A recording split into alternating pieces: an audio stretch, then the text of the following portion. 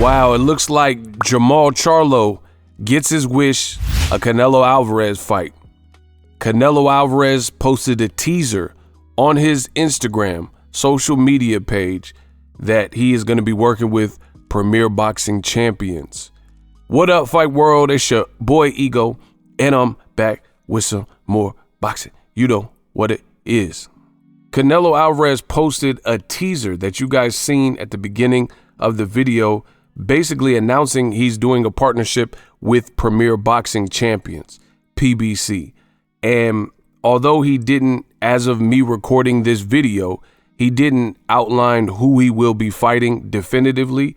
There were already reports that he was switching gears when the Badou Jack fight couldn't be agreed on the weight, because Canelo was trying to weight drain Badou Jack, fight a cruiserweight. He basically didn't want to fight a cruiserweight. So he was trying to fight Badou Jack at this man-made Canelo weight, and Badou Jack wasn't having it. So it forced Canelo Alvarez to re-examine his options and look at who else was there. So he decided to pick Jermall Charlo. And again, it hasn't been officially confirmed. I will make an update video if anything should change, but that looks like the opponent. You know, everybody in the industry is saying that that should be the next opponent, and that's what it's looking like. Ego thoughts. Again, my thoughts haven't changed since the rumor stage. Actually, let me add this. Canelo is also entering a 3-fight deal with PBC. That is what's being reported, a 3-fight deal with Premier Boxing Champions. So I got a separate video coming, but there's a lot of people that look dumb. Payday, you want payday? I know that. Even Eddie Hearn. Eddie Hearn was a live guest with Ariel Helwani, and he was basically saying him and Canelo are cool, and Canelo's probably going to fight Charlo on PBC. And then he said something to the effect of, then we'll get him back. We'll get him back for next year, January, March, April, or May. But that doesn't look like it is the case. It doesn't look like he's going to be going back to DAZN anytime soon if he signed a 3-fight deal, because he's only one person. How many times can one fighter in this modern age that's making millions of dollars? This is not the Ray Robinson era where guys fight every 2 weeks and stuff like that. It's a completely different time, and there's no fighter fighting elite level competition and they're fighting 3-4 times a year. You know, that's usually like maybe a prospect, you might get that, or a prospect will fight a couple of times a year, but you're not really getting it. And then the people who have fought kind of frequently, like Canelo, there's some Yildirim's in there and some guys that he should beat. You know, it's not just killer after killer after killer. So Eddie Hearn, it looks like there was a miscalculation on DAZN, but I'm going to make a whole separate video because the DAZN curse continues. This looks extremely bad for DAZN. You tried to nurture Canelo's career. He fought like 10, 12 times on DAZN. And once again, Showtime's about to show him how it's done. And you have Showtime in 2 fights, Charlo fight, and then previous to that, the Caleb Plant fight, will have put on bigger fights than all 10 or 12 of Canelo's DAZN fights. Mark my words, because this Charlo fight will sell. At the heart of it, Jermall Charlo is a great fighter and he's charismatic. He usually has things to say and he's outspoken when he wants to be, things like that. So this will sell. I mean, I told you guys the formula is simple. Anytime you have a black fighter versus a Mexican fighter and both fighters are popular, you can look for, you know, just a big fight. You know, you've seen it with Gervonta Davis and Ryan Garcia, Mexican-American, and that was earlier in April, and now you're seeing it again. We've seen Floyd Mayweather also take on several Hispanic Latino fighters. You've seen Pernell Whitaker and Julio Cesar Chavez. You've seen Oscar De La Hoya, 2 great classic fights with Shane Mosley, and so on and so forth.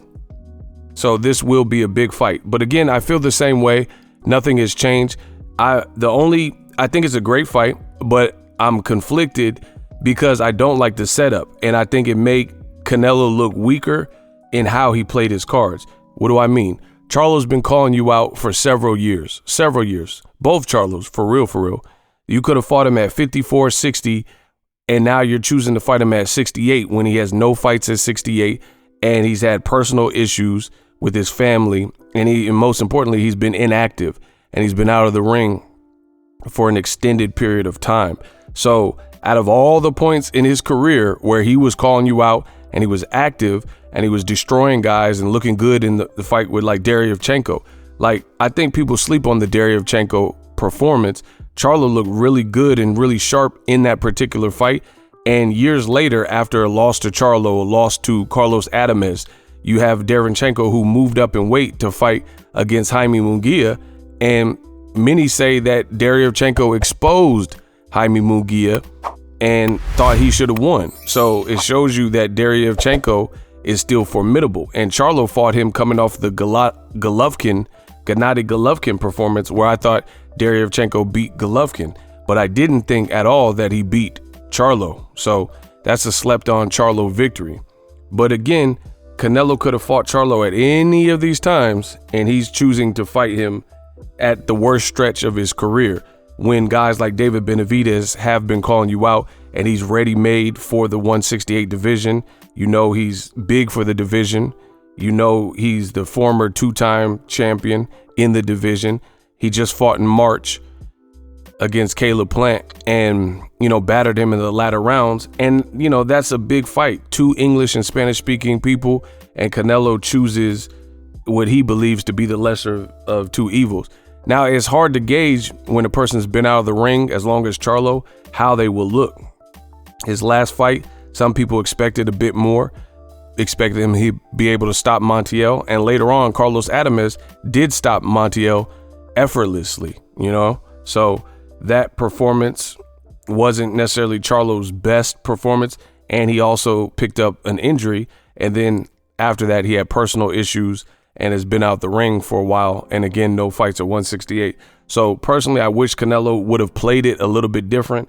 Nonetheless, Charlo, it sounds like they reached an agreement. PBC, is happy with it, getting Canelo back on the network and trying to make some big fights. PBC is absolutely killing the competition this year. And it's still a big fight for boxing, despite the actual particulars, because, when it comes to casual fans, they're not going to look at, they don't even have enough knowledge to say what I just said about Charlo fought Montiel and, Charlo's pedigree and his recent life. They don't even have that knowledge to even know that. So the casuals will be tuned in and they're just looking at it like, oh, it's a Canelo fight versus this guy, Charlo. Charlo got a great highlight reel. So it is what it is. More videos coming soon. Best in the business. And I'm out. The future is now. The Hibernation 5s by Kenichi Bear. Hybrid gaming and lifestyle headphones. Out of the box, you can connect to any console or PC. Bluetooth ready with a low latency USB adapter, color RGB, and extreme bass mode. The Hibernation 5s adjust to you. Whether you need a gaming, travel, gym, or lifestyle headphones, the Hibernations got you covered. The new Hibernation 5s, link in the description. Customize the way you hear the world. Welcome to the nation.